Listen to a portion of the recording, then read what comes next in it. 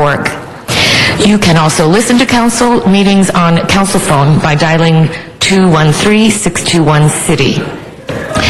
Members of the public can also provide public comment via remote video from Van Nuys and San Pedro City Halls.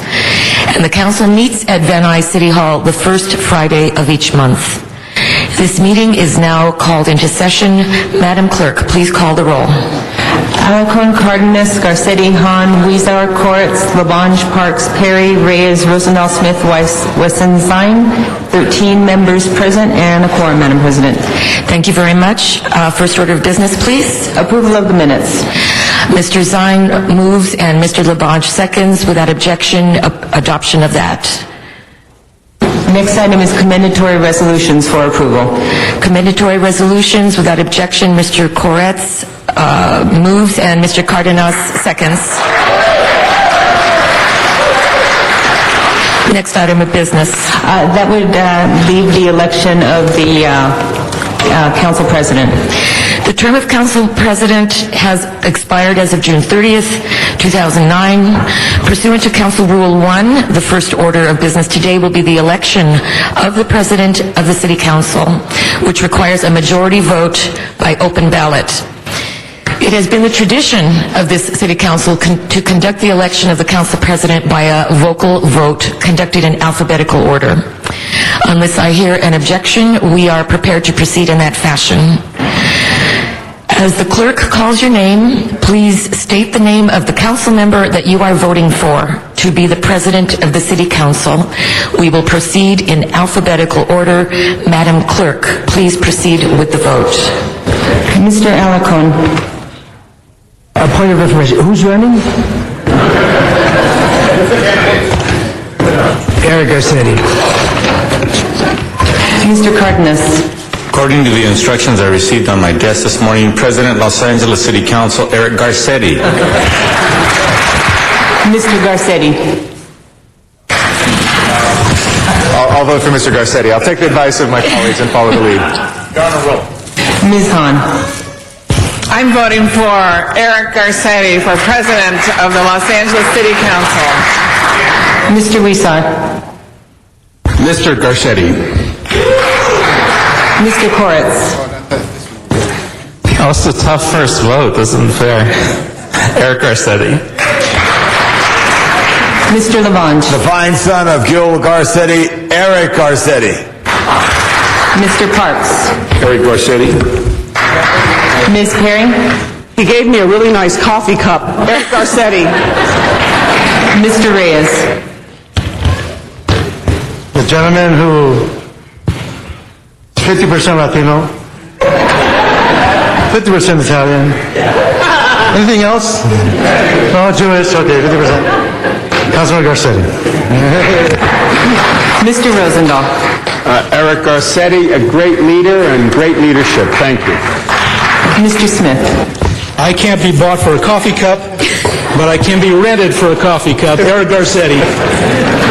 Mr. Wesson. Paul Koretz. Eric Garcetti. Mr. Zine. Well, my coffee cup has 2 20s. I can't be bought, but Eric Garcetti. Tabulate the vote. And that's 13 for Mr. Garcetti. 14 for Mr. Garcetti. Unanimous vote. Congratulations, Mr. Garcetti.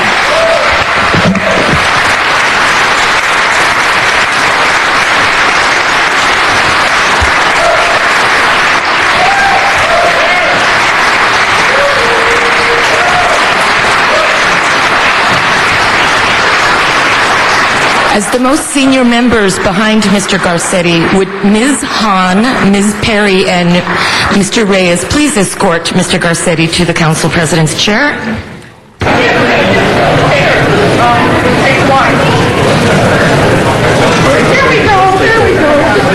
Thank you.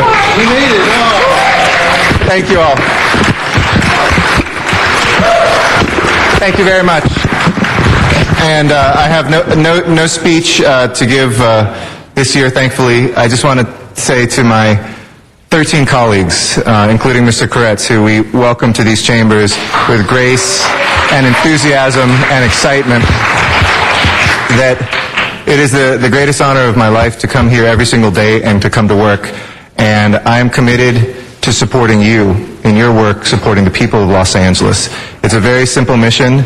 It's one that we have tough days.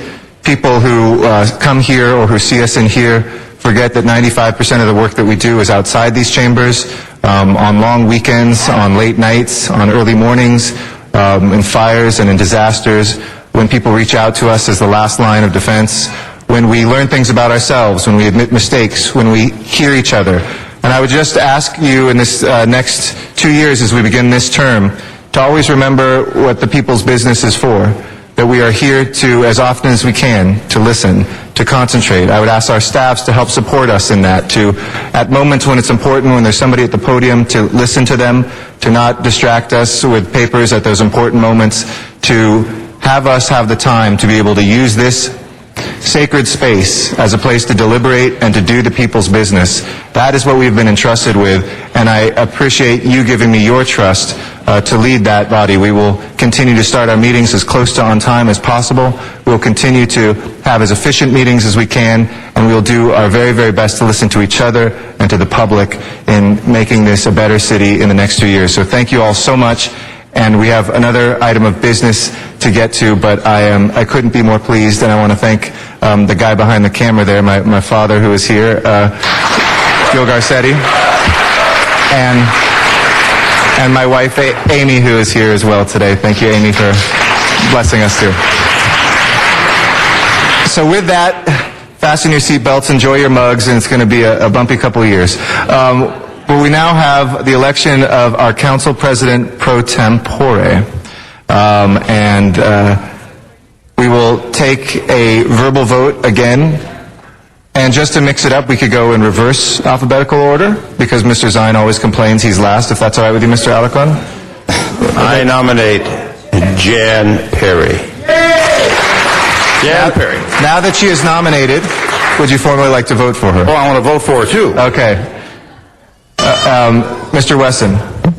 Jan Perry. Mr. Smith. Laurel's mother, Jan Perry. Mr. Rosendahl. Jan Perry, a great leader. Mr. Reyes. The First Lady of the Ninth, Jan Perry. Jan Perry. Mr. Parks. Jan Perry. Mr. Labange. Jan Perry. Mr. Koretz. Jan Perry. Mr. Weezar. My neighbor in downtown, who I enjoy working with, Jan Perry. All right. Ms. Hahn. Girls rule, Jan Perry. There's only two left. Mr. Cardenas. Jan Perry. And Mr. Alarcon for the last word. Jan Perry. And Mr. Garcetti, I will vote for Jan Perry as well. And with that, unanimously, Jan Perry is now the President Pro Tem of Los Angeles City Council.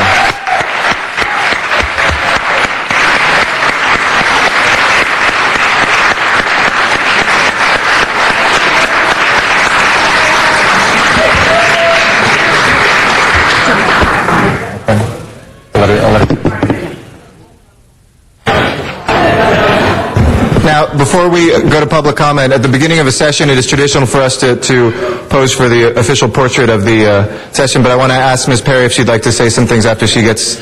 Go ahead and thank everybody. Okay. Ms. Perry, go ahead. I will give them all hugs and thanks. First of all, I want to say, fight on. We really do rule, don't we? Right, Greg? And Janice, it's true. Girls do rule, eventually. You know, for those of you who know me and know me well, you know that I'm about being independent and being fierce and protective of my independence. I have enjoyed working with you all the last 8 years, and I look forward to the next 4 years as we fight to recover for our city, fight for our city's independence, stability, and economic growth. I enjoy the intellectual discourse. I think we're all extremely blessed to have been given this opportunity to represent people from all parts of the city to the best of our ability, and I hope as the assistant pro tempore, that I can assist the president and assist all of you in realizing the full potential of your representation and on behalf of your district. So thank you for your confidence in me, and I assure you it will be exciting. Thank you. Thank you very much, Ms. Perry. And of course, we offer our congratulations as well. LA City View Channel 35 is the government access cable channel for the City of Los Angeles, featuring live coverage of city council meetings and programming about city department services and events. Now, if you have suggestions or comments about any of the programs you see here on Channel 35, or would like to receive a free viewer guide, call our viewer hotline at 213-473-3978. And we invite you to address the Los Angeles City Council on any item on the council agenda, as well as during public comment. You may come downtown to City Hall, or go to the Van Nuys City Hall, or now the San Pedro City Hall, and participate via video teleconferencing. And remember, you can watch all Los Angeles City Council meetings live in their entirety on Tuesdays, Wednesdays, and Fridays beginning at 10 a.m. On Sundays, you can watch the replay of all the week's meetings, also beginning at 10 a.m.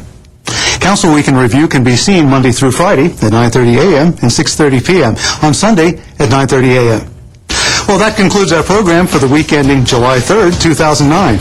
On behalf of Warren Hill and everyone here at Channel 35, I'm Jack Popejoy. Thank you for watching, and please join us for the next Council Week in Review.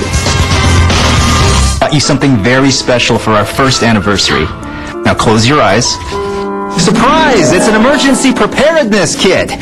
Isn't it great? It's got food, water, first aid kit, and this neat emergency tool for shutting off utilities. Honey, we are going to be prepared for any emergency. Honey?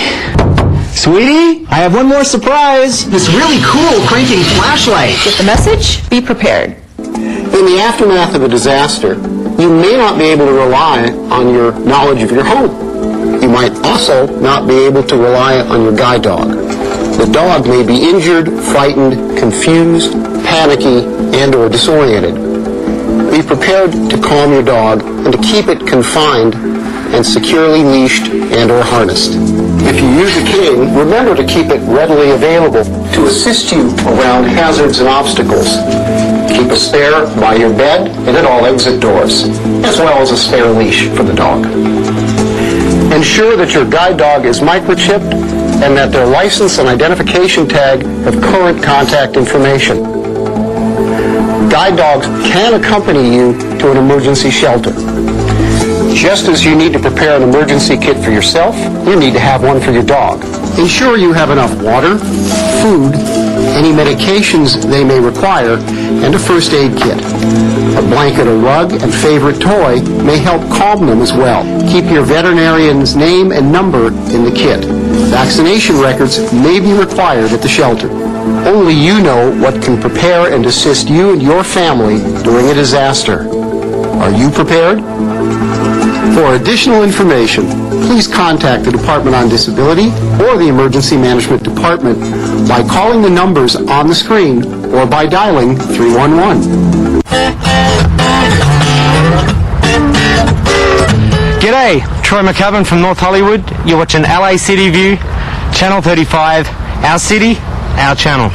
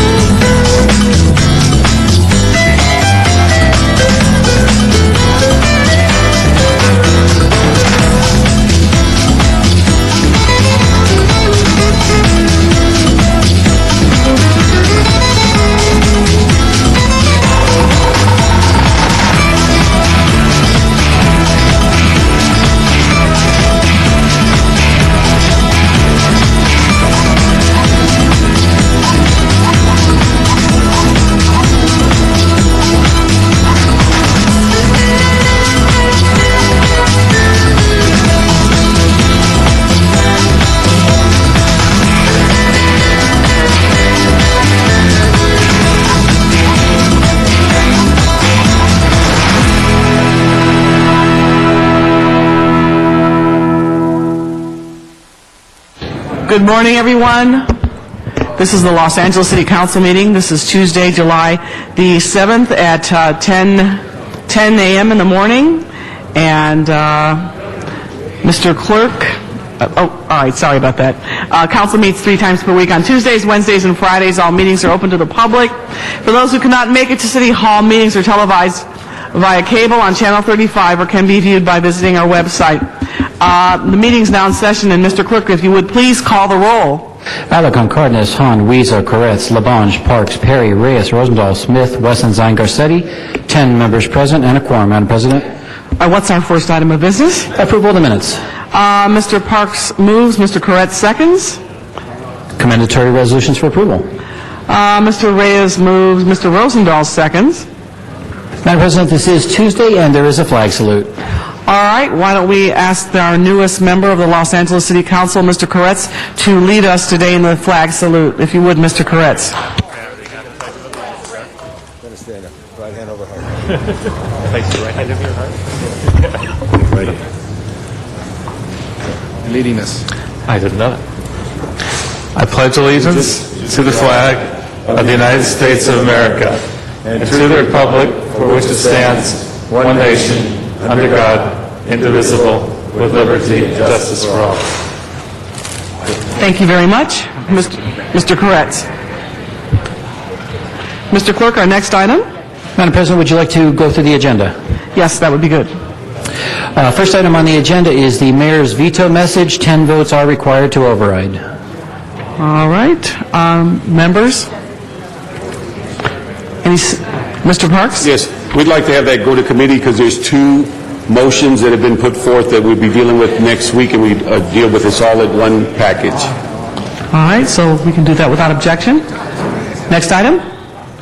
Items 2 through 6 are building and safety liens notice for public hearing. The department reports that items 3 and 5 may be received and filed in as much as they've been paid. That would leave items 2, 4, and 6. All right, so let's receive and file those items without objection. Members, any specials on that section? All right, let's go on ahead and open the roll on the rest. Oh, Mr. Weezer. Yeah. Number 6 special, please.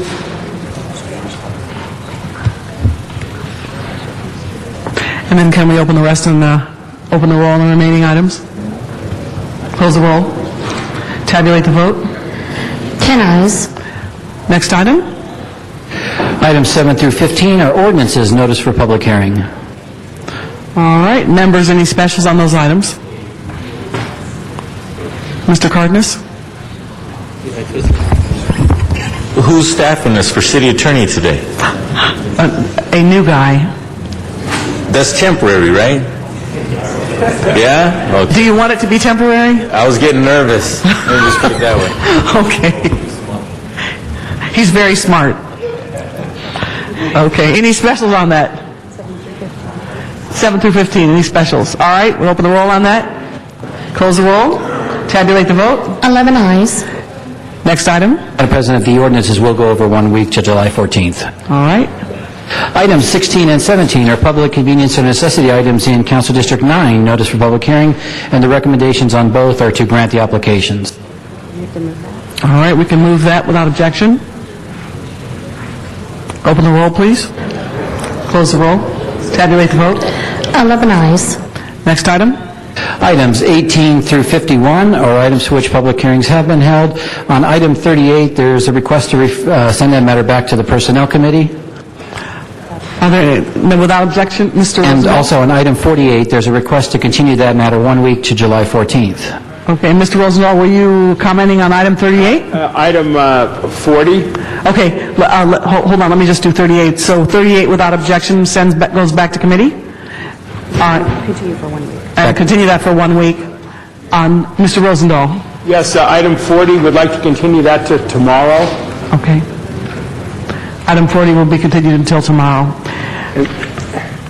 Any others? All right, Mr. Reyes? Okay, sorry. Item 41 can receive and file. Okay, that can be without objection. And then Mr. Rosendahl again. 49, I have an amending motion that's circulating. If we could just hold that for a second. Okay. Mr. Parks? Yes. On item 23 and 51, there should be closed session items that deal with settlements.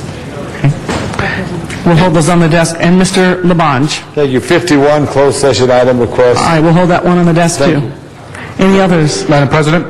Mr. Weezer? 34 special, please. All right. 25 special, too? No, 25, both reports should be approved. Okay, without objection. All right, let's open the roll on the remaining items.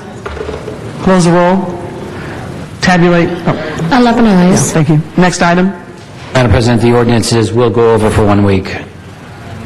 Items 52 through 81 are items for which public hearings have not been held. 10 votes are required for consideration. Members, any specials? Mr. Koretz. I ask that item 77 be special.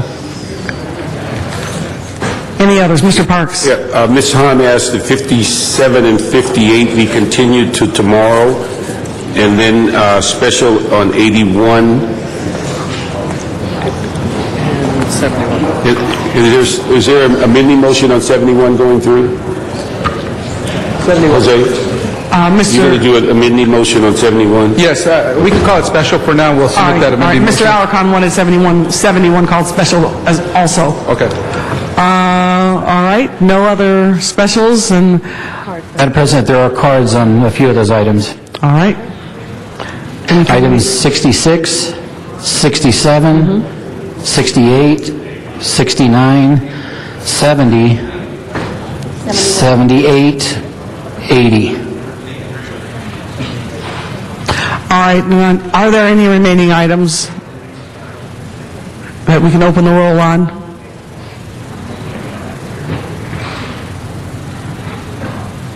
Any remaining items to open the roll on? Tabulate the vote.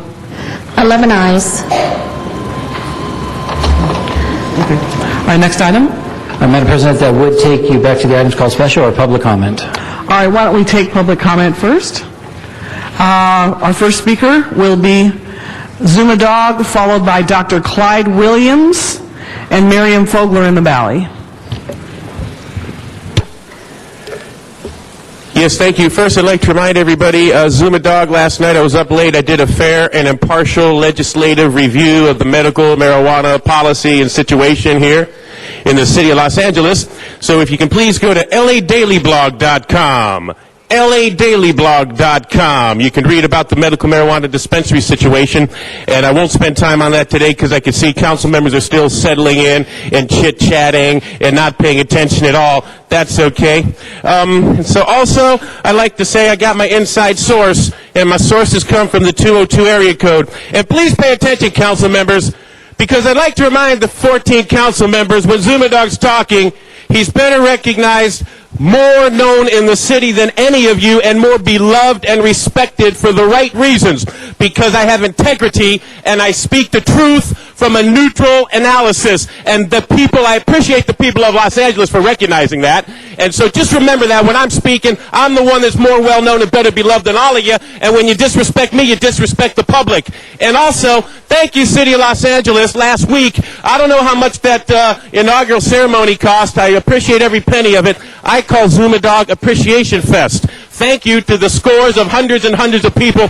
You might have noticed I didn't even get to sit down. I was just sitting there talking to people. Thank you so much. Believe me, they like me more than you people. And now it's off to the Staples Center because I see kids in the street with not enough to eat. Who am I to be blind, pretending not to see their needs? I'm talking about you. A summer's disregard, a broken bottle top, and a one-man soul. They followed each other on the wind, you know, 'cause they got nowhere to go. That's why I want you to know I'm starting with the man in the mirror. Who?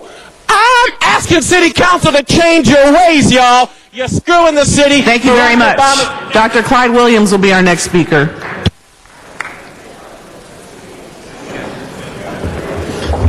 How can I follow that? But anyway, Dr. Clyde Williams, 4115 Burnt Road, El Sereno, Northeast LA. State Route 710. Yesterday, it was considered in the state legislature to put some constraints on it. However, LA had no contribution to the considerations. South Pasadena indicated that they would support the SR 710 if it had portals on north of California in Pasadena and south of Valley in El Sereno.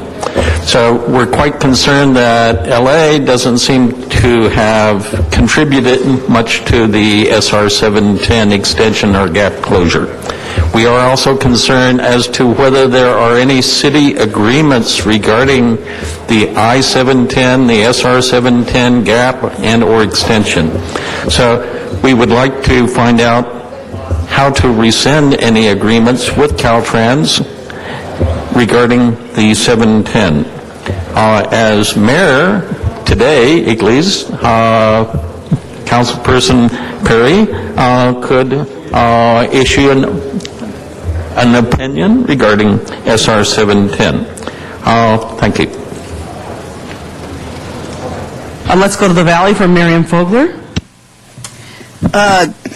I came here because I have a lot of love and you know, for and humbleness, but we can't support and dedicate funding for these memorials for you know, VIPs and actors and actresses. They have the money, the Jacksons have the money to pay for the memorial at Staples Center, and so does Farrah Fawcett's family. On the item 78 here, on special fee waivers again, folks. I don't know if we're going to be here long enough to speak on this stuff, but this is crazy. Here, the city workers, they defer their raises 2 years and pay 0.75% for their pension, and here they made a big squawk about the city workers, and here they're squandering your money, folks, and you're supposed to be for services to save our, you know, furloughs and layoffs. How can they get away with this kind of stuff, to be allowing this kind of thing, to allow them to go ahead and announce over TV on the weekend, I was out of town, why do they have a right to go ahead and dedicate a memorial at the cost of taxpayers, $2.5 million bucks? And as Dennis Zine, I appreciate you coming out and speaking against this. I'm so happy for you that you spoke against this outrageous thing, and Farrah Fawcett too. Anybody that should be paid, they should be paying for their funeral services too, especially if they want it at a public place, they need to pay for it. And that's the bottom line. And secondly, we have 67 on the ballot. This is CRA's thing against the state of California. It's a lawsuit now. And number 80, I forgot what number 80 was, but that's another good one. That's about the CRA's budget. What about their budget to save the city money? Thank you. Thank you very much. Donna Pearman is our next speaker.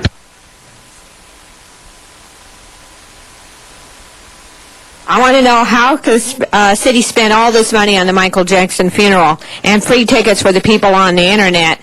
I think you should have had the people pay for it, the tickets. How can you make, and Farrah Fawcett also with her fee waiver. And it doesn't say how much, so we don't even know what we're going to be hit with. How can you make city employees have to make concessions, yet you're spending this, having the city spend a huge amount of money, and I don't care if it comes from police funding or special funding, it's still our money. I'm still mad about the inauguration. There were seats open, and I had to stand for hours, and they had a special way where people got tickets, and if you didn't know it, you were tough out of luck, and you just had to stand, and they made you move around, and I didn't like that at all. Now we have special, as I said, this Jackson, we have special police funding, and CRA, of course, all their lavish projects. We're always spending lots of money on the CRA. Why do we have, and then as I said, we have $2.5 million from the Michael Jackson. If people want a memorial, and these people say what a wonderful person he is, so certainly we could certainly have gone around with all the Michael Jackson fans, and they could have given money over there. And now we're taking the money from everyone, even the ones who didn't want to do it. And nothing against Michael Jackson, you know, he you know, I realize he did a lot of great music, but didn't ask me. Yes, especially liked music when he was younger, when the Jackson 5. And I liked Farrah Fawcett, but we can't afford to do these things. My boyfriend's mother, she just got ashes thrown into sea because we couldn't afford for a funeral. And now, look, I guess she should have been Michael Jackson, and therefore my boyfriend would have been able to see his mother's grave. But if you're someone Thank like you Michael very Jackson, much. you get it. Rick Nightingale will be our next speaker.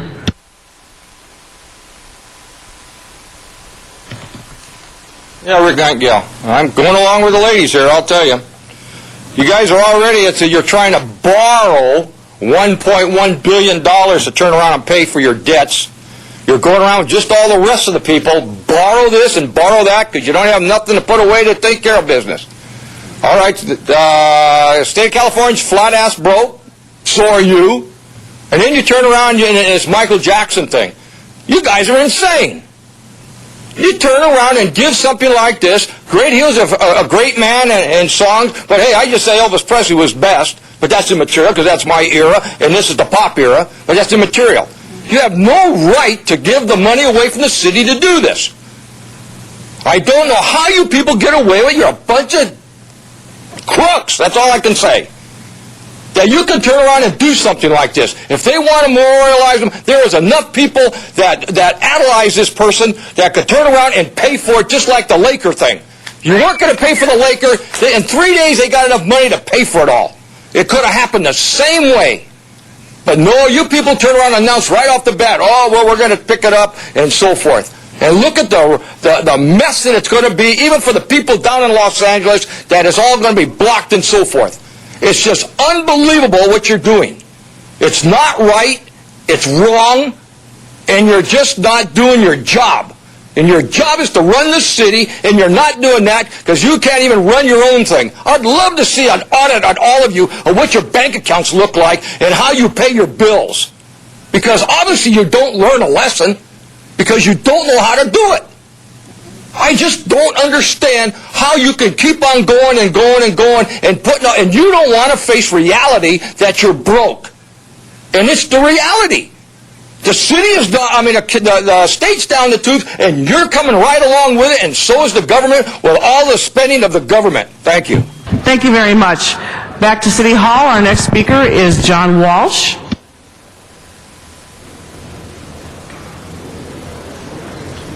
Simple question. Is there anyone in this room who knows where the mayor of the city of Los Angeles is now? Shows up at the inauguration, says nothing. Everyone expects to see him the next day. He disappears. The LA Times calls up, asks where he is. They're told it's none of their damn business. He'll be gone for a few days and go to hell. Phil Willon goes to somebody who tells him, a source, and I know the name of that source. And if I mention the name of that source, the vindictive, Caligula-style politician, Antonio, would have them thrown out. Now, this happened in Carolina. And Mark Sanford was a national figure then. Where is he? Who is he sleeping with? You want to know other people he's sleeping with? Go to HollywoodHighlands.org and see the mayor in the March issue of Playboy surrounded by naked lovelies, playmates, Miss Carrington. When I brought this to David Zanheiser at the LA Times, he stopped me short, and I will quote what he says. He loves the mayor.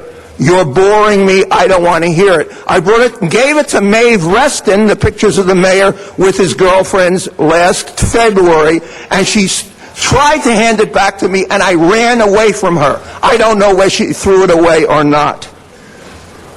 The inauguration was an all-boys club. I didn't see any women being allowed to speak.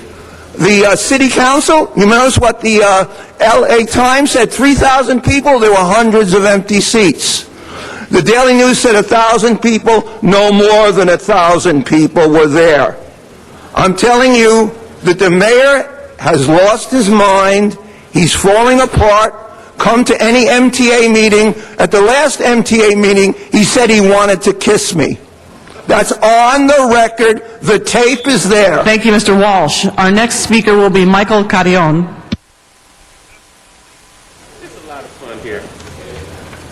Yes, my name is Michael Carrion, and I'm still here on my parking issue. I take offense to Miss Perry. This is her district, and she's done nothing about it. But if you have a couple of farmers on her property, she'd throw your butt out. She didn't care about anybody. She doesn't care about nobody now.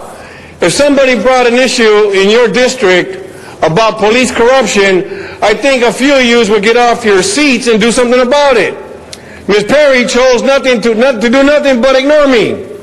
So that's right. Every day that I'm here, I'm going to go through these council seats and find out which one of you do something about this issue and put you on the speaker. Today's your day, Ms. Perry. It's your district. She should do something about it. Not allow this corruption to go on in her community, in her district. Mr. LaBonge tried to step up to the plate today, but his staff fumbled everything and didn't know what they were doing. And I take offense to that too. I don't mind a mistake, but I don't like people saying that they didn't make that mistake. When you're wrong, fess up to it. I made a mistake, I apologize, let's move forward. Don't sit here with no guts and say, I didn't do that, I didn't say that. I've been sitting outside since 9 o'clock this morning waiting for this meeting and it didn't happen.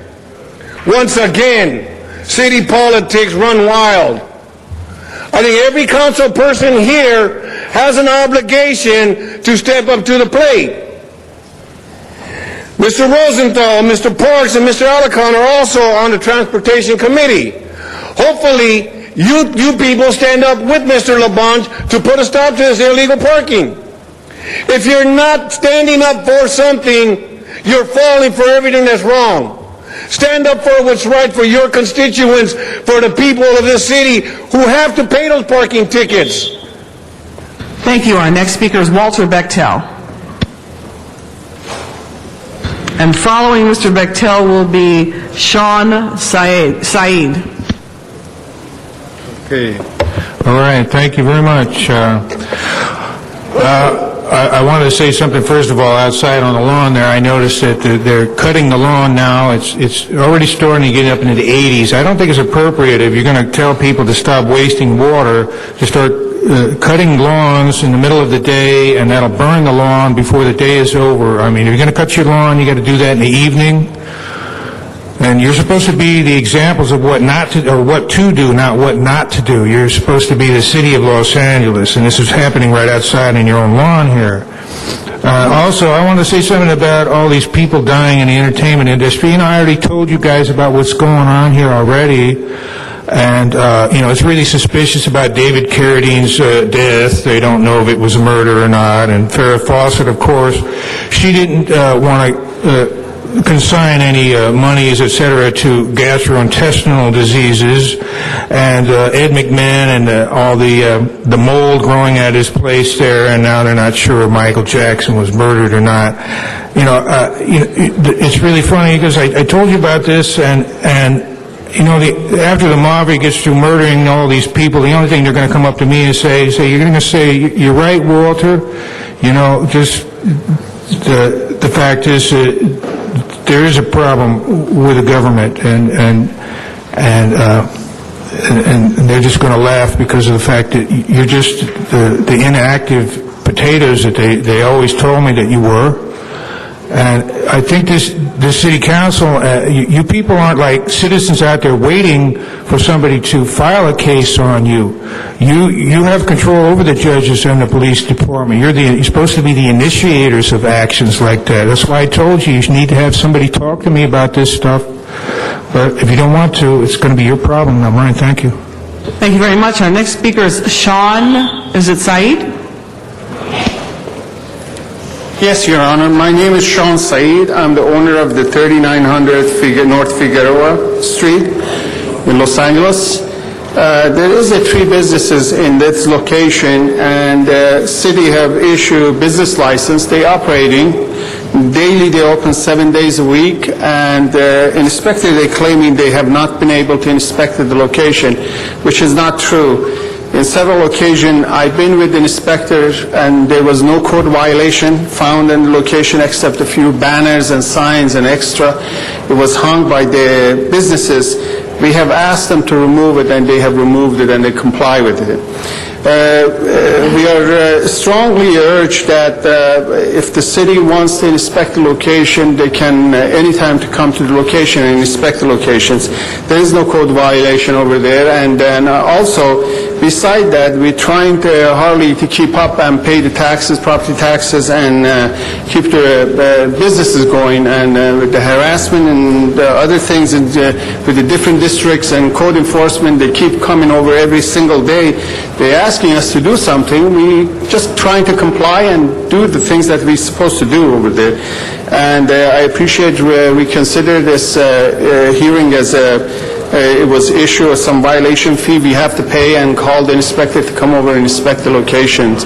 And also the address on the location for the owner, they indicated, and the letter is going to the wrong direction and wrong address. And I appreciate if the letter was directed to the business owners over there, and they can give it to me, and then I comply with whatever the city requires. Thank you. Thank you very much. I believe we do not have any more public comment cards, but we are awaiting one. Mr. City Attorney, I could take one item, and then we can I'll leave public comment open for a few more minutes, and we'll go on to the first item. What's the first item, Mr. Clerk? Item 6 was called special by Councilmember Huizar. Mr. Huizar. Thank you, Madam President. Colleagues, this item we continued from last week after a constituent came to speak to my office about some fees that were being assessed on a property regarding noncompliance with some orders from Building and Safety to comply with some building and safety matters. My office has spoken to the constituent and to the Building and Safety Department. I'd like to put in a verbal amendment that the property is being assessed $1,539.65 for non-compliance fees. I'd like to put in a verbal amendment that we waive the $250.67 collection agency fee from that and subtract that from the total amount that I just mentioned. Thank you. Do I need a second for that? No? Yeah. Okay. Thank you. Thank you, Mr. Reyes, for a second for Mr. Huizar's motion. All right, no further speakers on the queue on that. Can we open the roll, please? Close the roll. Tabulate the vote. 11 ayes. Next item. Item 34, called special by Councilmember Huizar. All right, we also have a card on that. Mr. Huizar, I'll let public comment go first on this, if you don't mind, and then, would you like to do it like that? Oh, yes, please. Okay. Mr. Carrion? Michael Carrion? Okay, Mr. Carrion is not in the chamber. Mr. Huizar, so you are up. Thank you, Madam President. On this item, I had some questions for Rec and Parks. Is anybody here for Rec and Parks? Nobody here? Okay, if I could ask for a report back on this. This is a great program, colleagues, as you know, and we're expanding it to more parks. It was a huge success last year when it was kicked off.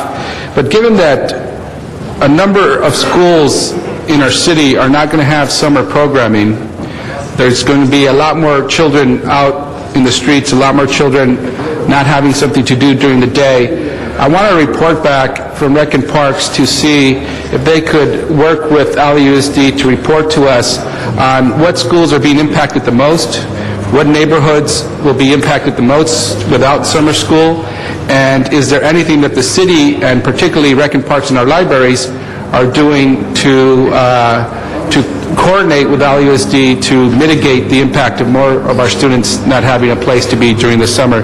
So maybe I could ask for a report back from CLA instead of Rec and Parks, if that's appropriate. And Mr. Huizar, since summer school is upon us, do you want to put a time frame on that so we can get it back quickly? We don't want to report back at the end of the summer, right? If we could have that report back to the Neighborhood Councils Committee, and I'll coordinate with Mr. Alarcon if that's possible, the chair of that committee, within a week? 10 working days, as Mr. Labange suggested. 10 working days. Thank you, Madam President, for that suggestion. Mr. Clerk, Mr. Huizar has put a time frame on this, on his motion. So my question to you is, can we vote on it today to get the funding mechanism in place and have him have his report back as he has requested within the time frame that he's requested? I believe this is just a friendly amendment to have a report back by the CLA within the 10 working days. All right, so we can go ahead and open the roll on that then, yes? Okay, open the roll, close the roll, tabulate the vote. 11 eyes. Forthwith on that, please. Forthwith. Thank you. Thank you, Madam President. Mr. Lamont. Yeah, just supporting information. Tomorrow in Arts Parks Committee, we will consider the issue of the school closures for summer school, and it relates to parks, so maybe you could tag in or send a deputy to committee. Thank you. All right, next item. Item 49 was called special by Councilmember Rosendahl for an amending motion that has not been circulated yet. All right, why don't we hold that one on the desk? Okay, are you ready now, Mr. Rosendahl? Okay, Mr. Rosendahl's ready. Item 49. Mr. Reyes, you pressed your button? Okay, Mr. Rosendahl will go first. Motion, colleagues, that quickly says the following to this. I move that the Transportation Committee report relative to CF number 091034 be amended to instruct the LAPD and the LADOT to report back to the Transportation Committee in 90 days on efforts to create an LAPD bicycle safety training program. LAPD and LADOT should include 2 members of both the LA Bicycle Advisory Committee and the Los Angeles County Bicycle Coalition in discussions relevant to the development of the safety program. That's the amendment I'd like to make to that motion. Mr. Reyes said seconded. Mr. Reyes is your second? Yes. And Mr. Reyes has also pressed his button. You want to speak, Bob? Yes. Excuse me. Colleagues, Madam President, I just wanted to emphasize, and those who are following this matter, it's not our intent to recreate a licensing program. I just want to make sure that's clear. Our intent is, given the testimony we've heard, and given the reaction that many have essentially manifested their disagreement, their disillusionment, and how some bicyclists are being treated, it became very clear that the Los Angeles Police Department, along with the Department of Transportation, needs to figure out a way to coordinate how that law is being administered and how bicyclists are being treated. We know we have a long way to go in a city that is dependent on the automobile. Our culture evolves around the automobile, but to change that culture, we need to start showing some initiative in how we treat bicyclists and raising a priority as a viable mode of transportation. Quite frankly, in my district, many folks ride bikes out of necessity, but also because of recreation. So it is our intent to develop the type of coordination that raises the level of understanding of what it means to be a bicyclist, improve the safety conditions of the bicyclist, and introduce through DOT, and we've done that through several motions, several of us council members, and how we look at our community plans, redesignate our streets, consider what's called bicycle boulevards and other measures that allow us to enhance the safety of bicyclists. So I just wanted to make sure that that was expressed and support Councilmember Rosenthal's request to have a date certain return on some of our reports. Thank you, Mr. Reyes. Mr. Rosendahl. Yeah, final comment, and thank you very much, Mr. Reyes, because indeed the culture of the car has to change, and we have to appreciate that bicycles are a way of transportation besides just sport, and it is obviously good for the environment and good for the individual involved. Over the next 90 days, we are having open forums and discussions and continue the dialogue with the bicyclists and involve them heavily in this process as we go forward, and I look for an aye vote on this motion. Thank you, Madam President. Thank you very much, Mr. Rosendahl. There are no further speakers in the queue, so Mr. Clerk, if you would please open the roll on that item, close the roll, tabulate the vote. 11 ayes. Now, as I said earlier, we were going to hold public comment open, and our next public speaker during public comment will be City Attorney Carmen Trutanich.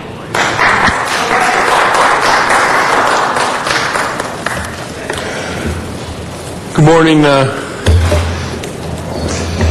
to the city, Madam President, and to the entire city council. I thought I might want to come down here this morning to express a little bit of my concern regarding the expenditures of money that are taking place as we speak. My latest briefing is that there's 2,500 people outside the Staples Center, and given that, it's about $10,000 a person that we're expending in regards to public funds in that. I know that you guys can't take this up today. I want you to know that I'll be back in 3 days to talk to you, perhaps in private session, in closed session, regarding some of the expenditures and some of our plans on recouping some of that money for the taxpayers of the city of Los Angeles. Rest assured that our office is investigating, one, how this whole phenomena occurred from the get-go to where we are today. Also, the amount of money that's being expended, and thoroughly looking at how we are going to recoup that money for the citizens. And lastly, closing any gaps for anything in the future so that we won't be caught in this lurch again and asking these same type of questions. So with that said, I just wanted to let you know that I brought Peter Chevarria, who is working on a motion that you have before you now, and that we will be supplementing that with some new legislation also. So I look forward to seeing you in 3 days when we can take this thing up lawfully. Thank you very much. And that will mark the close of our public comment period, and we will go back to our regular agenda. Mr. City Clerk, what is our next item? Item 66, called special for cards. All right. Mr. Zumadog is our speaker on that item.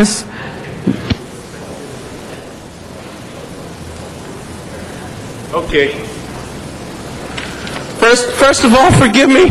I'm stunned and amazed and shocked and thrilled. I'm on cloud nine. I'm sorry. You know what? I can't. I would pass, but my time already started. No, hold on. I got to take this in for a second. Okay. Hold the clock, please. Mr. Dog, you have to stay on topic, please. Okay. Yes, my heart's pounding. I'm so happy what I just heard. This is about the housing element. The housing element. We're talking about the city's housing policy. The housing element. Here's what happened with the city. They did illegal condo conversions in violation of vacancy rates. They kicked everybody out of their houses as renters. They went all upscale luxury in their housing programs. Nobody can afford it. They're pushed to the outskirts. All that property is plummeting in value. I'm here to say, people, too much pension money was used in CRA projects. I'm here to say, Barack Obama, you better listen, because Barack Obama's listening. He is pissed about pension money and CRA projects. More on that coming. Thank you. Thank you very much. There are no speakers in the queue on this item. So, Mr. Clerk, if you would please open the roll, close the roll, tabulate the vote. 11 ayes. Next item. Item 67, called special for cards. All right. Mr. John Walsh.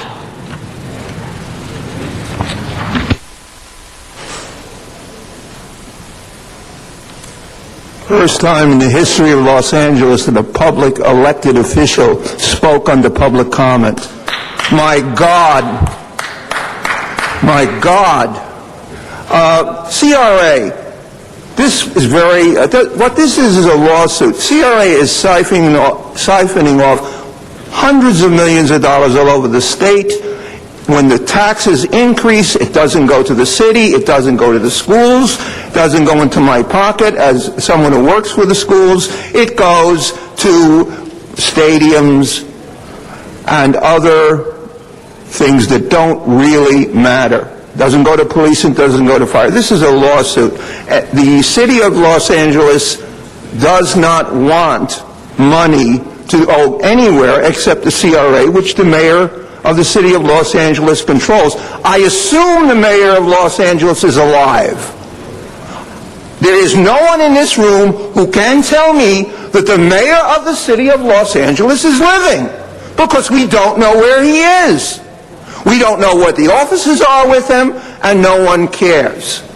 I just want you to say, and I want to say what a wonderful job you're doing, Miss Perry. Isn't it sad that the boys wouldn't allow you to speak at the inauguration, and no women spoke at the inauguration, and the minister spoke after Antonio? In other words, God got second billing to Antonio. And I'd like to finish by saying, thank God for Carmen Tutanich, because he got that other horrible deputy city attorney has disappeared with Jack Weiss. And to repeat my memorial for Jack Weiss's career, because the LA City people missed it, thanks, Jack Weiss. Goodbye. We don't want to see you. Mr. Walsh, if you could please stay on topic. Thank you very much. Miriam Fogler out in the valley. Hey, I'm glad to see you in charge here, Jan. Bless your beautiful heart. You look beautiful there in the chair. Your hair looks beautiful. I wanted to say that this is about time that we're getting the money now from the CRA, because that has been a long time overdue. The money needs to be funneled back into the state. It will balance the budget, folks, because they have so much money in 58 counties. And this is actually nationwide. So the federal government also has been siphoned along with the Federal Reserve. So what we need to do is bring back the monies that is long time overdue to the taxpayers. And hooray for Tutanich.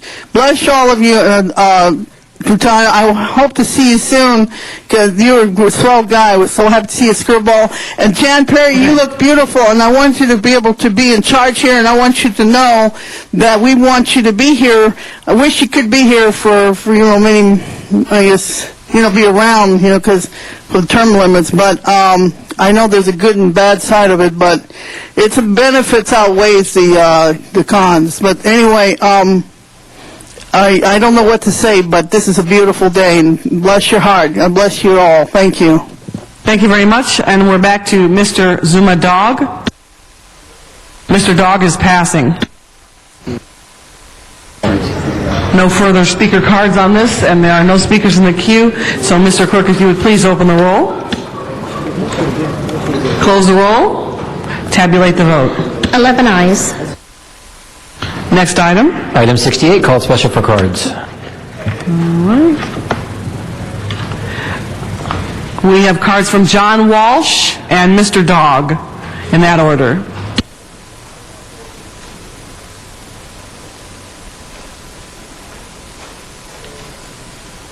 This is a convergence of the CRA mafia and the art mafia. If you play your cards right in this town, we have some of the worst artists. If you can't make it as an artist in this town, if you try to get a job at the studios, you can't get anything. If you're at the bottom of the barrel, just suck up to one of these 15 councilmen and women, and they will get you a contract. I mean, look at this city. It has some of the piss poorest art in the world, public art. It's disgusting. I mean, all we're asking for is that during this period where we're approaching $1 billion in debt, maybe we should suspend the art programs that go to dilettante artists, maybe no more than 300 or 400 of them. Most of them don't even live in the city. And maybe we should spend them on after-school programs instead.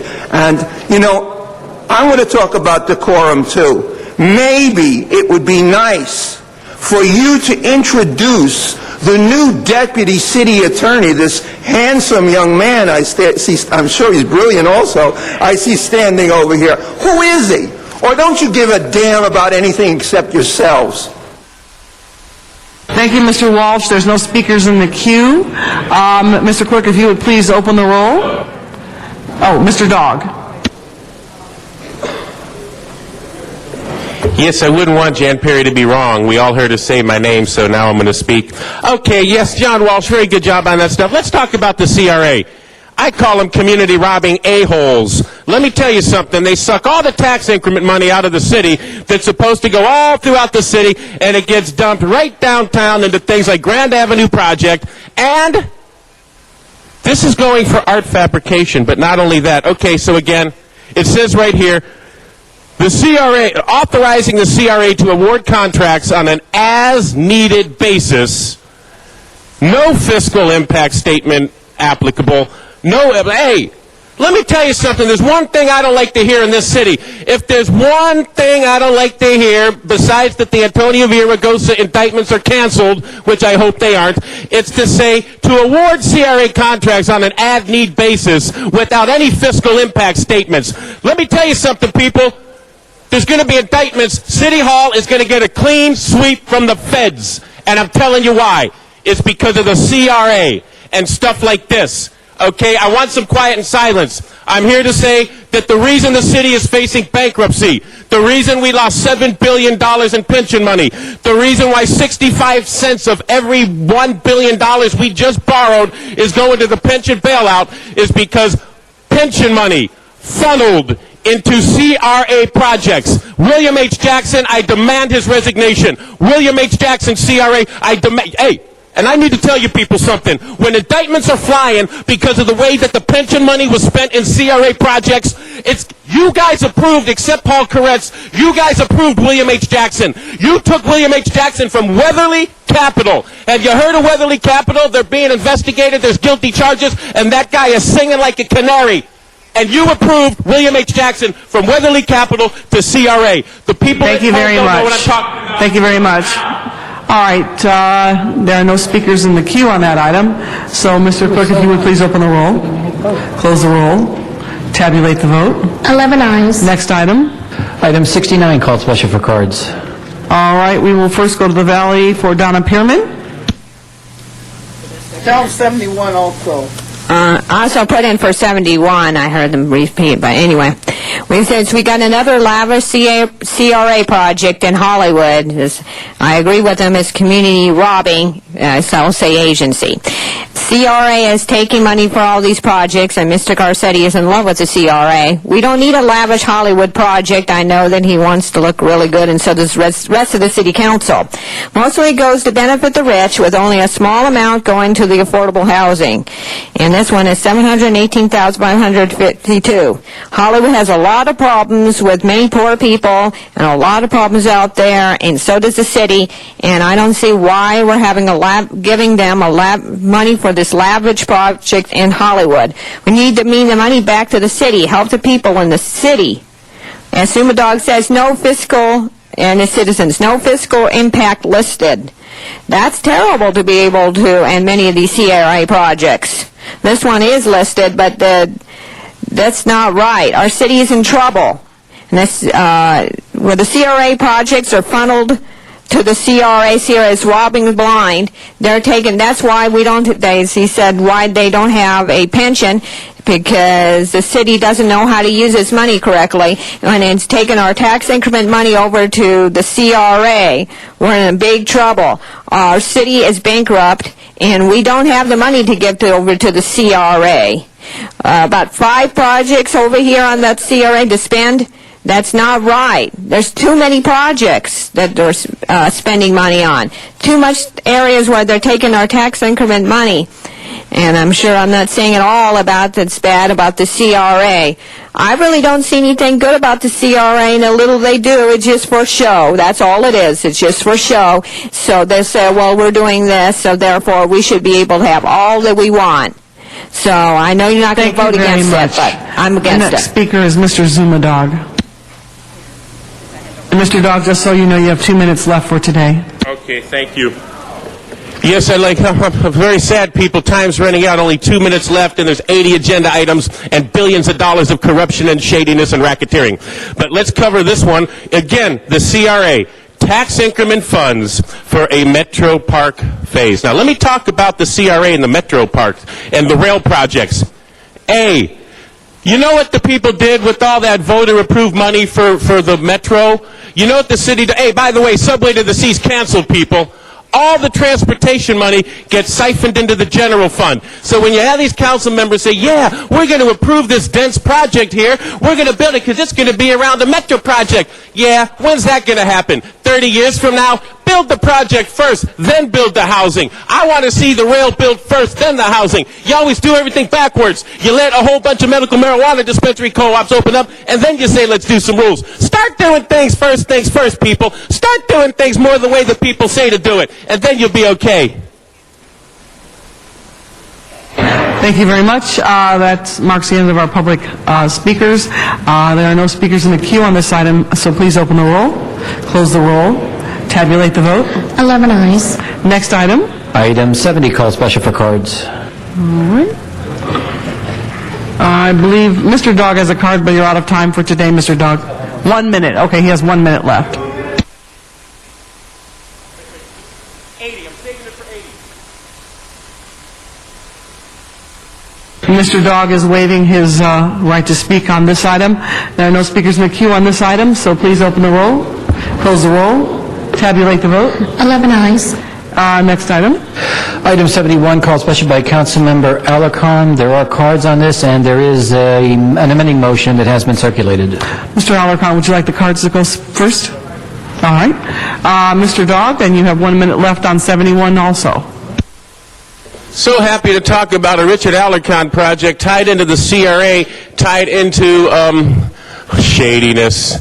Oh, boy.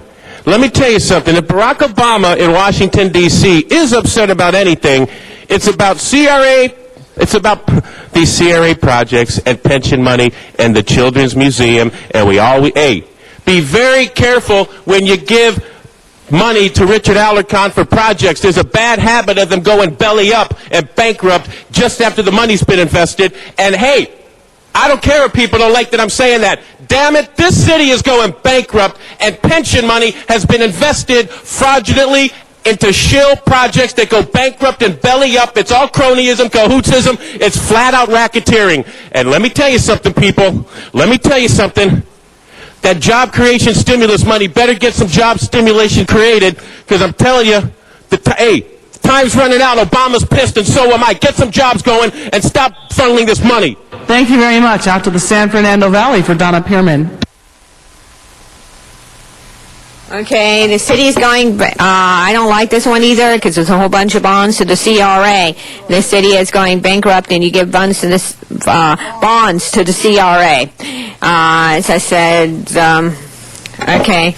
Anyway, CRA, as I said, is taking the money to the that's needed for our city services, and they're robbing the city blind. We don't have money, and we have to tell the city employees that they can't have their needed raise, and then now it's cost of living raise, and now, of course, it hurt with the pension, and it's still, we want to give this money over to the CRA. I mean, I don't see why the CRA needs so many of these projects and why they couldn't do it with private industry, because they're supposedly supposed to be private.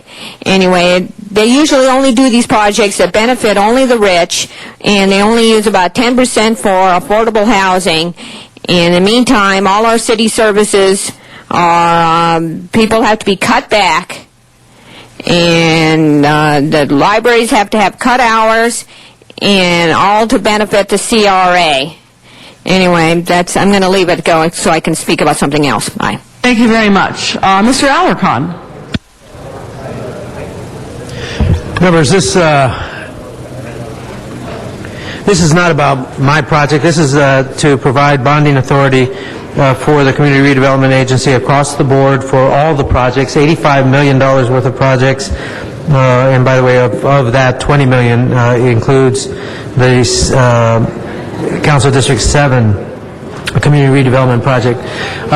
This only provides authority. I did want to ask Cecilia Aguilera to step forward to give us a sense of our bonding position right now. As I understand, we haven't issued bonds in a year, and because of the market, and so this does not actually issue the bonds, and bonds will not be issued until the market improves. And we're hoping that that occurs quickly, but I would like for Cecilia Solana to give us a sense of this. I also wanted us to understand that just last week the state put on the table a taking of the CRA money to supplant money for schools. It's a position that I think is legally questionable, but in any case, that could cost the city of Los Angeles and the CRA projects $30 million and frankly undermine our bonding capability in the future, well into the future, if not permanently. So with that, I'd like to ask Cecilia Solano to give us a sense of the position of the CRA with regard to its bonding capabilities. Thank you, Mr. Councilman Alarcon. On the first issue on the bonding capability, no, we have not issued any debt in the last year because the bond markets have pretty much been frozen, and we do not have favorable conditions to issue debt at the moment. This has severely reduced our work program. In fact, the budget that's going to be coming before you from our agency next week, or this week rather, on Friday, it's 30% reduced from last year because of our inability to issue debt. The action before you today will give us the authorization to issue debt whenever the bond markets recover. We are hopeful that that will happen in this next fiscal year, but it very well could occur that we will not be able to issue debt, and again, our work program would be dramatically diminished. As for the state of California's attempts to sweep redevelopment funds, appreciate the opportunity to address that. We anticipate, without the state action, we will have our redevelopment revenues drop somewhere between 26 and 47% over the next 2 years. If you add on top of that the state's proposed ERAF sweep of $350 million every year for the next 3 years, it means that nearly half of our project areas will not be able to cover their debt service obligations, legal obligations, and operating expenses and pay that ERAF, make that ERAF payment out of new revenue. Therefore, it means that project areas in the Valley in particular will have to pay even a greater share to the state of California in order to make that obligation. I'm happy to answer any other questions you may have, Councilmember. Members, I can't emphasize enough how important it is for the state to not take our CRA money. It could decimate existing projects, but certainly decimate our future projects. This is merely an administrative action. Hopefully the market will improve and we will be able to incur debt and issue bonds, but right now we're not in that position. So I want to thank Cecilia for making that brief presentation. Thank you. Thank you. Mr. Reyes. Mr. Salome, before you leave? Yes. As CRAs throughout the state begin to look at what's in front of them, is there any response given this action that, I know we're just setting up as an administrative action, but as we start looking at these decisions in the future, has there been any pushback or any kind of concerted effort statewide to prevent what you are describing? Yes, very much so. I sit on the board of the California Redevelopment Association, and we sued the state of California when they tried to take $350 million in fiscal year 08-09, and we won. We beat them in Superior Court. They've now appealed that case, and our board has authorized our executive director to file a lawsuit if the state of California once again attempts to take that money. And we know that it's still on the table in the budget negotiations in Sacramento. We know it will be devastating to our work program here in Los Angeles, but up and down the state there will be major reverberations. And I might add, it's probably the worst time to be taking economic development money out of the economy. So we've certainly been doing that. We've worked with the mayor's office. I know we've worked with several of the council offices to make them aware when they go to Sacramento of what this take will mean. There's been quite a mobilization on behalf of on the part of the California League of Cities against this take, but as you know, Councilman, anything goes. We'll see what happens with the state budget.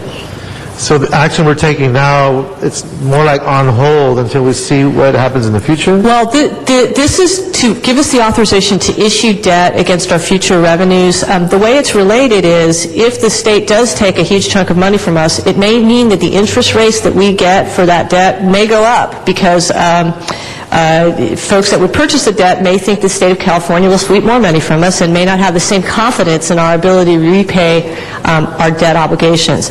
So that's the relationship that I think Councilmember Alarcon was trying to highlight for folks.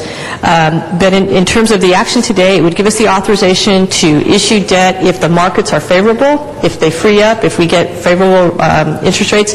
If we do not, Our work program, as proposed in our budget, which you're going to see later this week, is 30% less than it was last year as a result of the decline in the bond markets as well as the decline in interest earnings. And I just wanted to congratulate you and your staff. Great work, at least you've done in my district.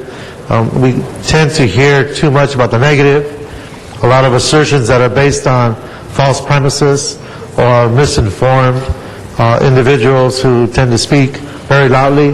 But I just want to be emphatic that I appreciate the hard work CRA does, the level of work and transformation has occurred in several neighborhoods because of the hard work of the CRA, so I appreciate that very much. Thank you very much, Councilmember. Mr. Cardenas. We sued the state. We were successful where a judge said, no, state, you cannot take the local community CRA money. And then all of a sudden they're talking about taking it again. Aren't they playing some kind of game on the language as to what they're going to use the money for? Because it's my understanding that the judge didn't just say that they can't take the money. The judge delineated that the reason why they can't take the money is because the money would go to the general fund of the state of California and therefore would not be used in the designated areas specific to CRA. So now apparently what they're trying to do is take the money and claim that they're going to pull the money from CRA and then use it in some semblance different than last time and use it in these disadvantaged areas. So how do we feel about it now? Thank you, Councilman. That's right. The most recent proposal is trying to write around the judge's ruling, and specifically the judge ruled you're taking ERAF, the Education Revenue Augmentation Fund, so presumably that money would then be spent for schools. However, there was no relationship between the location of the schools, the school districts, and the project areas from which the money would be taken. So what the legislature has now done is said, you will take the same amount of ERAF and you have to do an analysis so that the schools, districts that have schools in project areas will receive that ERAF. However, the reason we think it is legally vulnerable is that the amount of money that goes from redevelopment agencies to the school districts is then that same amount is taken away from the school districts from the general fund. So there is no net benefit for schools or the project areas by the state sweeping the funds. And for that reason, we believe that if the state attempts to do this, we have a very good claim to go in for a preliminary injunction and enjoin the state for taking this action, which is in direct contravention to the judge's ruling. So even though the state's trying to get cute, the bottom line is there's a big flaw in their method. We believe so, Councilmember. Okay, thank you. Thank you very much, Mr. Cardenas. There are no further speakers in the queue on this item. So, Mr. Clerk, please open the roll, close the roll, tabulate the vote. 11 ayes. Next item. Item 77, called special by Councilmember Koretz. Mr. Koretz. Mr. Koretz. This is your item? Right here. Okay, 1 second. Yeah, there we go.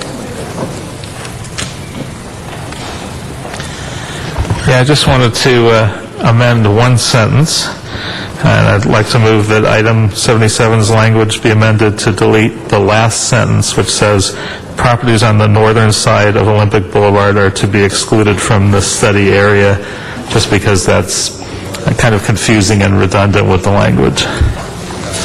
Lisa. All right, Mr. Koretz has a motion. Mr. Rosendahl is the second on that item. No further speakers in the queue. There are no cards on this item. So, Mr. Clerk, please, or Madam Clerk, would you please open the roll on that, please? I'm sorry. Thank you. Close the roll. Tabulate the vote. 11 ayes. Next item. Mr. Reyes. If I can just take a moment, introduce a group of young students who are here. They are the New Economics for Women organization. The school is called the New Academy for Science and Arts. We have everything from 3rd graders to 8th graders. This is their summer camp. They're here in City Hall to visit, to learn more about the civic process. You guys like to stand and introduce yourselves?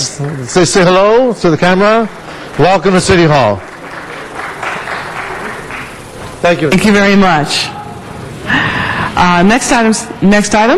Item 78, called special for cards, and there is a substitute motion that has been circulated on 78C.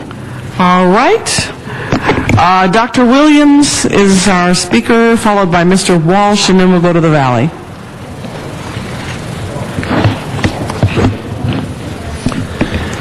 Special events. El Sereno held a special event this last weekend. It didn't seem to be worth the $6 million if you would take today's request times the remaining 52 weeks of the year. $6 million. We're worried about Michael Jackson, but $6 million is being equivalent to what you're going to approve today times 50 times 2 to 3 times a week. The neighborhood councils could help. However, most of the special events are directly from the council districts without much in the way of neighborhood council participation. We don't even know about some of them sometimes. So I would highly recommend that you reduce the special events budget for the next year and give it over to the neighborhood councils, which can make it much more efficiently used. Thank you. Mr. John Walsh. And Mr. Walsh, you have 1 minute left for today. Our events of these waivers and these money given to block parties are not open to the public. The other day, I went to a jazz festival in Lemert Park. We paid for it. We got our money's worth, which, as taxpayers, I got to see Mr. Parks without a tie, a very rare occasion. He showed up. It was standing room only. It was money well spent. HollywoodHighlands.org. Where in the world is Mayor Villaraigosa? LA Times, send your African correspondent Edmund Sanders to find him. We have no idea where he is. And finally, I made a mistake. I want to apologize to the City Council. I said you had a 34% approval rating in the LA Times. It was 42%. I have 58%. You have 42%. Would you please stick to the subject, please? Thank you. Mayor Fogler in the Valley. I hope not going to be a problem here, Mr. Graysmith. You know, now you're pro temp after Jan Perry, because I'm right to the point here. And I supported what Zion said about the Michael Jackson, and also about keeping on budget, just like the CRA, because after all, that is all the taxpayers' money. It should be funneled to us, and you shouldn't be misspending this money, the special fee waivers here, for Farrah Fawcett's on here. What an outrage to have the taxpayers pick up the tab like the old days when the rulers used to make the peasants pay for all the memorabilia and everything of the leaders, their funerals and everything. So we don't want to keep up with this same scenario. And I'd like to have the next man to speak on number 80. Thank you. Thank you, Donna Pearman in the Valley. Okay, looks like our special, we have special fee waivers. This shows what I was talking about. Our city doesn't know how to handle money. We shouldn't let the council handle our money because they certainly don't know how to use it. Our big one is Keep LA Running, $10,373, and Venice Beach Rides. I'm still going to mention it, though they took it off. $11,543. The annual, and then there's annual event on July 18th to 19th, but I don't know how to pronounce. So let's see what that amount was again. $6,000. Our big one is, of course, Farrah Fawcett, with no amount listed. Certainly our state has the money, and certainly if we're going to do this, I don't see why we can't know an amount. And I'm sorry. Anyways, we're using around $40,000 for fee waivers just today. And when we use it 3 times, you can see how the money adds up. Let's see. And when we use our money, when I use my money on a credit card and I don't spend it back. Thank you, Ms. Pearman. Oh, okay. You only had 1 minute left. Thank you very much. First speaker on the queue, Ms. Perry. Thank you very much, Mr. Chair. On 78A, I wanted to highlight an item for purposes of information so that we can demonstrate to the public that we are being consistent. The motion for the Farrah Fawcett funeral was a request from the Los Angeles Police Department's Central Division for a simple lane closure. The fee waiver for this funeral is consistent with past actions regarding memorial services at that particular location, which was the cathedral downtown. And if you saw the funeral in action, you could see that it was very well contained and it did not impede traffic, and LAPD and traffic were able to control things very well. So this was an internal request from our own city family on that one. Thank you. Okay, thank you, Ms. Perry. Seeing no other speakers on the queue, with that, Madam Clerk, would you please call the roll, open the roll, close the roll, tabulate the vote? 11 ayes.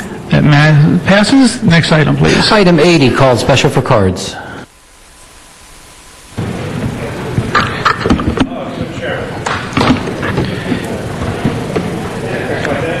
That was 22? Ms. Clerk, that was item 22, first card? President, item 80. 80, thank you. Okay, first speaker will be Dr. Clyde Williams.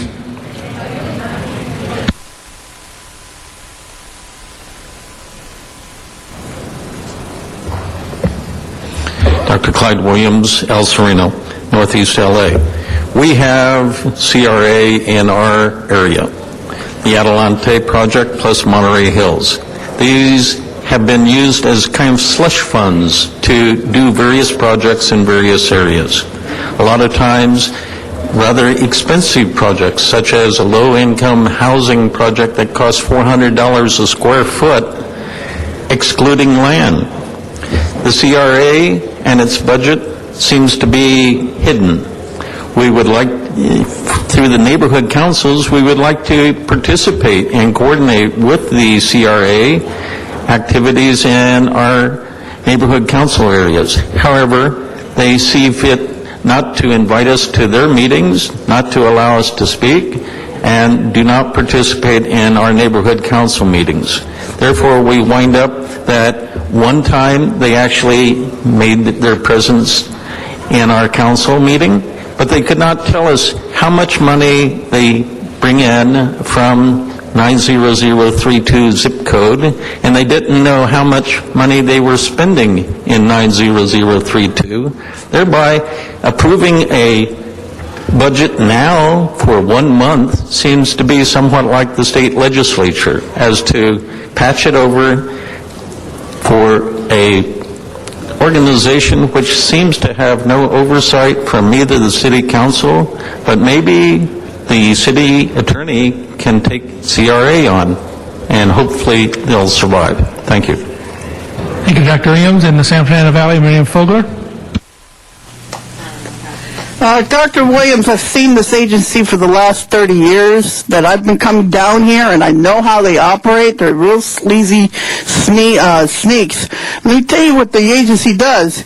It's taking the public money from our essential service, police, fire, and paramedics, and our libraries and parks, folks, and they don't have a budget because they take the money off the tax for property taxes. Okay, property taxes were supposed to pay for all these essential services. You didn't have a slush fund coming from other sources like your Prop R funds and all the other funds coming into the general fund. So now the CRA's budget is in chaos because they don't have a system here except just this, to take it away from us.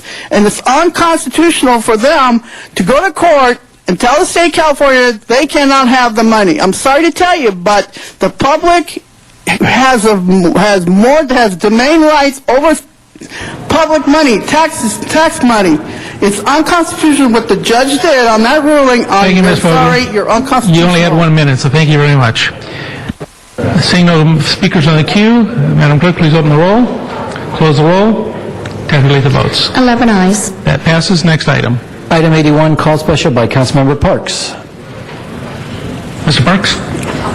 Thank you, Mr. President.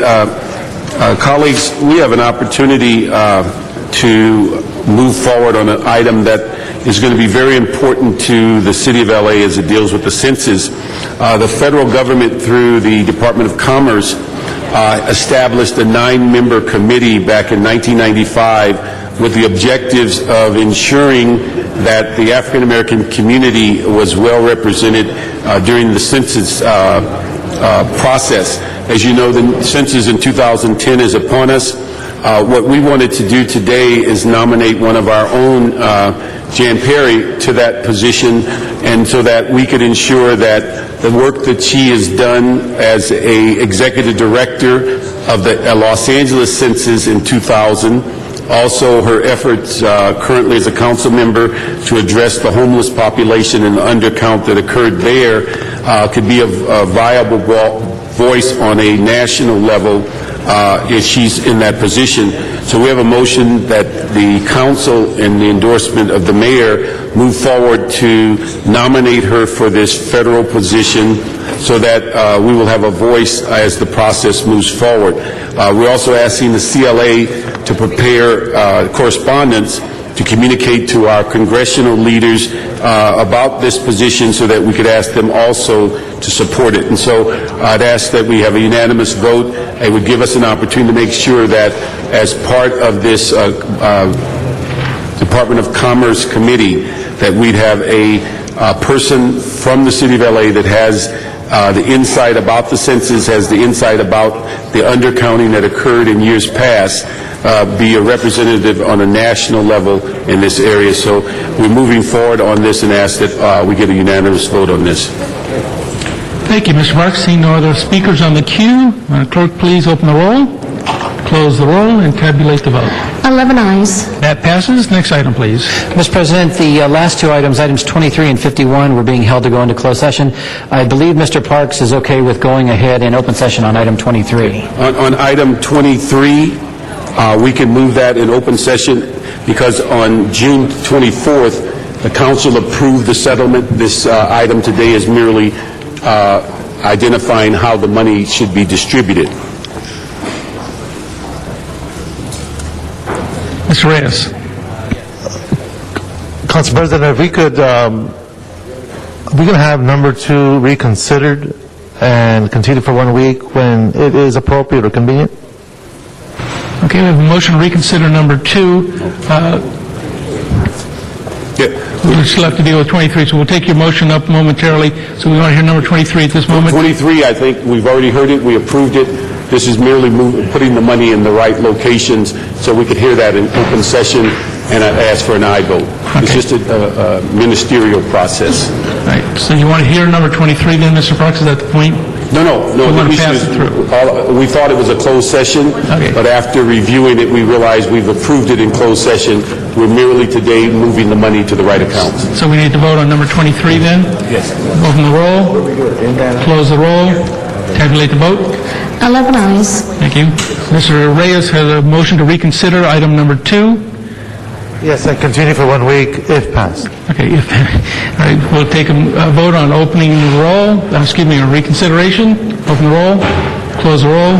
Tabulate the vote. 11 ayes. That is reconsidered. Mr. Reyes moves now to send it to committee. Continue for 1 week. Continue 1 week. Okay, that'll be continued. Mr. Parks. Yes, Mr. Smith, I'd just like to ask a forthwith on 21, 26, 35, and 81. Those items will go forthwith. Next item, clerk. Mr. President, that would leave item 51 being requested to go into closed session. All right. Seeing no other items, then, Mr. City Attorney, if you could read the... The council may recess to closed session pursuant to Government Code Section 54956, subsection A, in the above entitled matter on the Committee to Save the Hollywood Land Specific Plan versus City of Los Angeles. Thank you very much. Ladies and gentlemen, we're not going in closed session. All persons not a part of the council will please leave the chambers.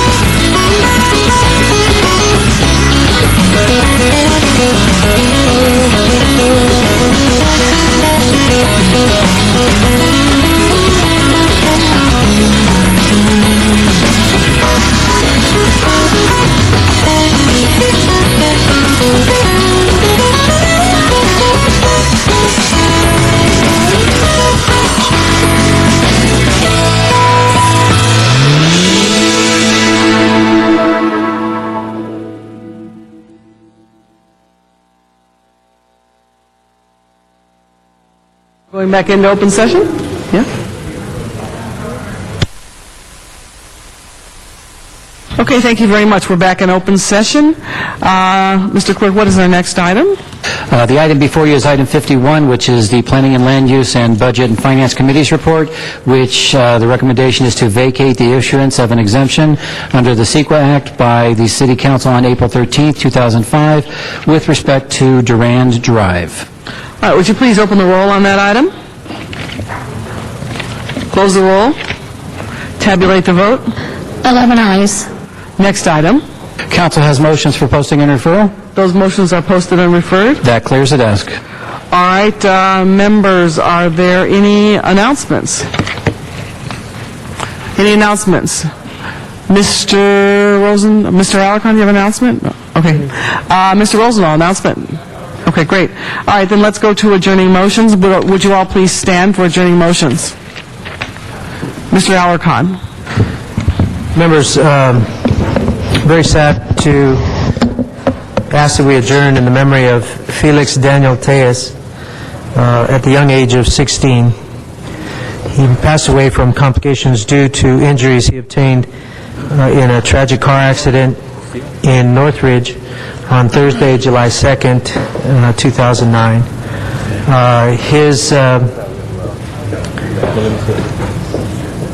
He passed away. There were 3 other people in the car. One of them is Brianne De La Rosa. She had a broken back, and she is the granddaughter of my field director, John De La Rosa, and my cousin. Brianne and Felix had been dating for a year. I had just met Felix a week ago at Brianne's graduation party from Kennedy High School, and he was telling me he was very excited about his prospects in continuing to play baseball, and that he was going to, I think he said he wanted to go to Cal State Northridge. I'm not sure about that, but he was a junior, so he still had time to decide. He was born on October 7th, 1992, to Maria Victoria and Felix Tejas in Mission Hills, California, and resided in Pacoima, California. He attended local schools, including Tulsa Elementary, Porter Middle School, and Kennedy High School. He played at Sybils, the Sylmar Independent Baseball League, from T-ball at age 4 years to ponies at age 14. And from ages 5 to 12, during the off-season, he played with the Sylmar Jayhawks traveling team. He and his teammates played all over Southern California, Arizona, and Nevada. During his time with the Jayhawks, they won numerous tournaments. His former coach, George Alvarez, called him the ultimate player. Felix also played at Sunny Slope in Pacoima on weekends with his uncle. Felix would have been a senior this fall. He played second base for the junior varsity baseball team at Kennedy High School. And this year the Cougars took the league championship, and he was given an award for the most inspirational player. During his high school years, Felix volunteered at Tulsa Elementary School with their beautification program and watched the students during parent meetings.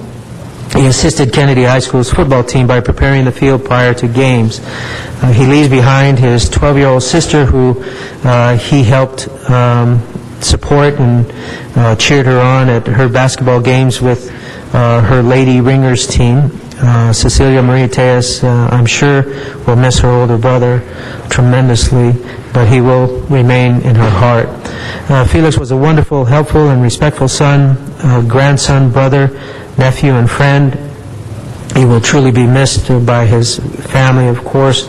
And, of course, we want to wish Brianne a speedy recovery. She is doing very well after an 11-hour surgery at Northridge Hospital, and she is expected to have a full recovery. Thank you, Mr. Alarcon. Mr. LaBonge. Thank you. Members, I ask we adjourn in memory of Louis Knoll. Louis Knoll was a Los Angeles City Council member who served on this body. He was a Los Angeles firefighter, too, from 1940 to 1963, council member from 63 to 1977. His son, John, was recently named Firefighter of the Year. He was in the battalion in the Valley out at 98th in the San Fernando Valley. He recently retired too. He's survived by his son John and his wife Marie of 68 years. I ask we adjourn in memory of Louis Knoll, councilman of the 1st District. Mr. Parks. Thank you, Madam President. With all members, and then I think Mr. Reyes is going to say some words about firefighter Noel too, right? Just wanted to acknowledge the fact that District 1 used to be in the Valley, and after 1986, as a result of a lawsuit, it shifted to where it is today. But I understand Mr. Noel served from January 29th, 1963 to 1977. So I know that many council members of that era who are still remembering the efforts and contribution of Mr. Noel, former council member of the 1st District. Are there any other adjourning words about Mr. Noel? Okay, and then I'll go back to Mr. Parks. Okay, Mr. Alarcon and then Mr. Zine, and we'll go back to Mr. Parks. Yeah, Mr. Knowles was one of my predecessors. In fact, he was the first council member that I have any memory of as a child, and he was very prominent in the San Lantahanga, Sun Valley, Pacoima communities,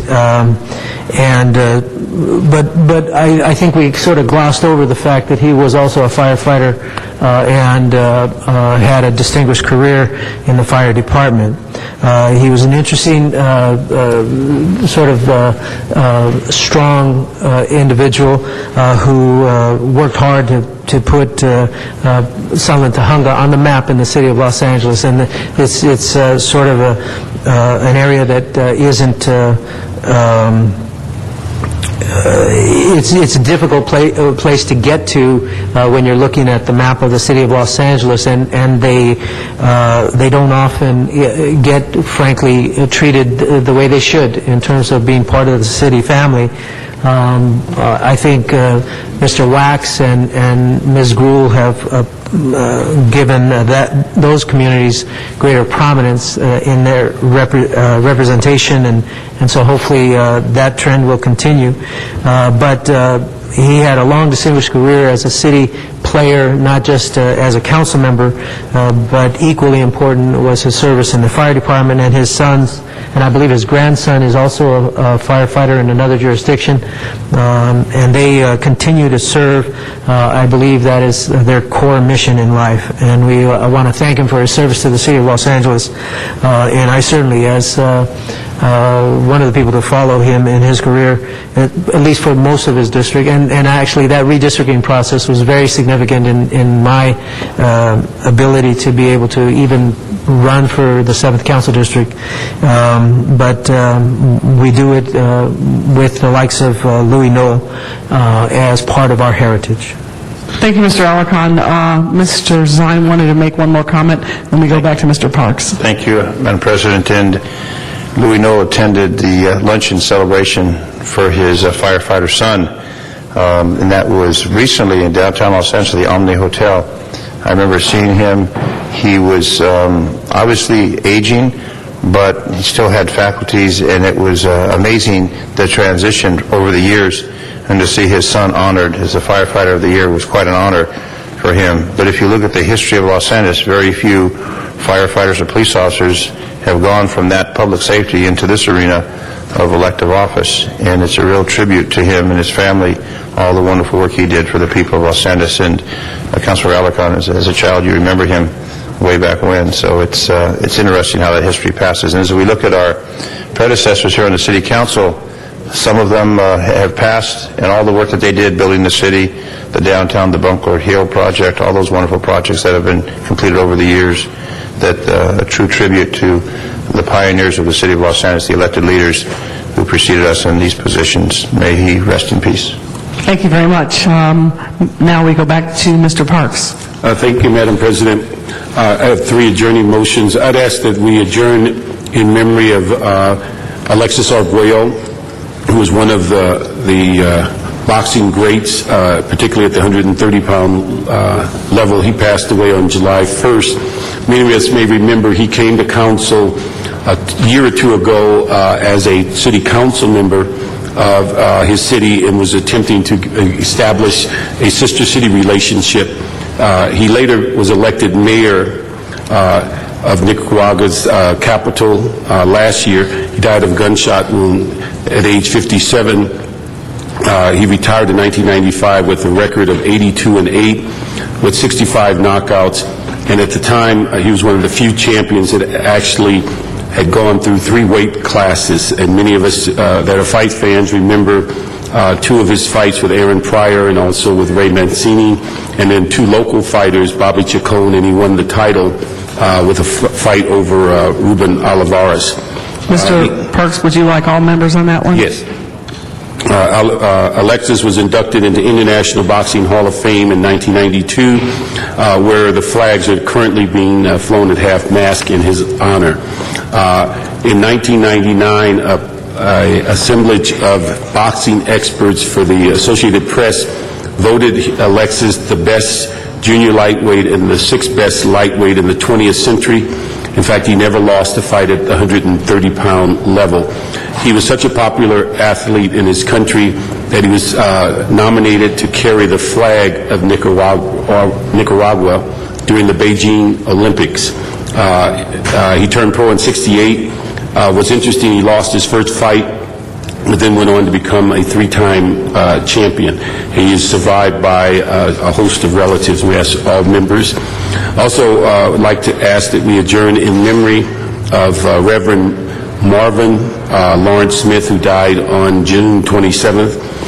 He was born September 5th, 1931.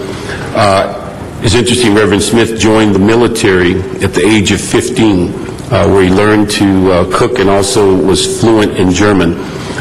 He joined the ministry and was ordained at the age of 28. During his tenure as a pastor, he pastored churches in both Dallas, Texas, and Los Angeles, the last church being the Praise Chapel Missionary Baptist Church, where he retired.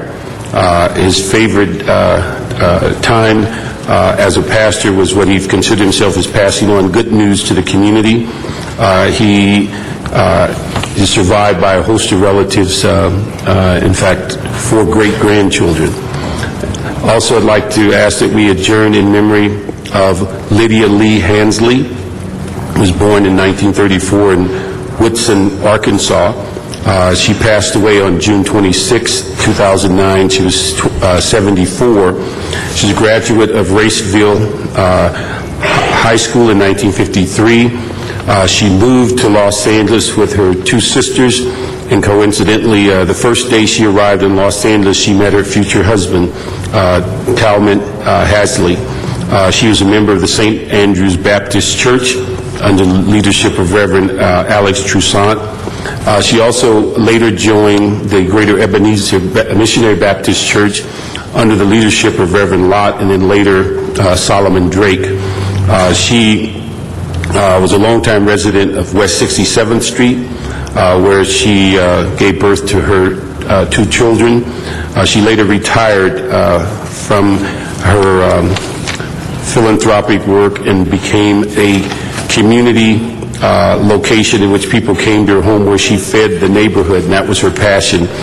She was quoted as saying, "Whoever is hungry, let them come and eat," and that was how she impacted her community. She's survived by her husband, her son, and her daughter, and other family members. Thank you, Mr. Parks. Mr. Rosendahl. Yes, thank you, Madam President. Carl Malden, we all remember him, the great actor, survived by his wife of 70 years, 2 daughters, 3 grandchildren, and 4 great-grandchildren. He passed away on Wednesday, July 1st. He was born with a name, Malden Sekulovich, in Chicago on March 22nd, in 1912. He was the son of an immigrant mother from the nation that later became Czechoslovakia and a Serbian father who was a milkman. Malden spoke little English until his family moved from their Serbian enclave in Chicago to the steel mill town of Gary, Indiana, when he was 5. Malden enrolled in the Goodman School of Drama at the Art Institute of Chicago. After graduating in 1937, he moved to New York City. In Manhattan, he met Harold Glurman and Ella Kazan of the Group Theater, a legendary repertoire company which would eventually lead Malden to perform on Broadway. Kazan, who would play a prominent role in Malden's stage and film career, urged young Milan Sekulovich to change his name. Smart idea. The actor devised his stage name by taking his maternal grandfather's first name and turning Malin into Malden. In 1938, he married Monica Graham, an actress he had met when they were students at the Goodman School. They have two daughters, Carla and Milla.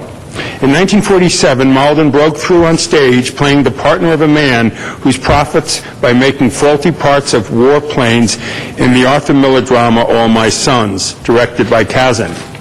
In the movie career that flourished in the 50s and the 60s, Malden played a variety of roles in more than 50 films. These roles included the sympathetic priest on The Waterfront, the resentful husband in Baby Doll, the warden in Birdman of Alcatraz, the pioneer patriarch in How the West Was Won, and Madame Rose's suitor in Gypsy, and the car dealer in The Cincinnati Kid and General Omar Bradley in Patton. In 1952, Malden received an Academy Award for playing Mitch in the 1951 film A Streetcar Named Desire, a role he originated on Broadway. For his role as a tough waterfront priest in the 1954 Kazan film On the Waterfront, Malden received a Supporting Actor Oscar nomination. Malden served as president of the Academy from 1989 to 1992, during which he led the effort to remodel the Academy Theater in Beverly Hills. Malden passed away last Wednesday of natural causes at his Brentwood, Mandeville Canyon home with his family by his side at the age of 97. In addition to his wife of 70 years, Mona Graham, and his two daughters, Carla and Milla, Malden is survived by 3 grandchildren and 4 great-grandchildren. And we know him connected because Norm Cullen, my Northern District Director's wife, Kathy Mader, Superior Court judge, went to school and grew up with Milla at the same school. May he rest in peace. We'll put all members on that. Are there any other adjourning motions? All right, Mr. Clerk, please call the roll.